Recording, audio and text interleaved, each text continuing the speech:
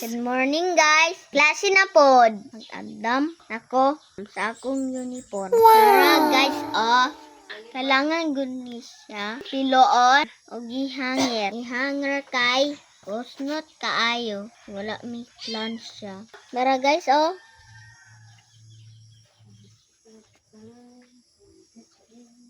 Ano guys?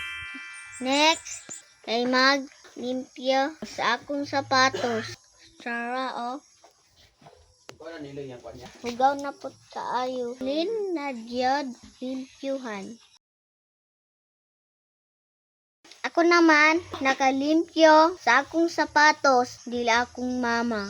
Kabulo naman ko, grade 2 na ko. Yun, anion, pagtrapo.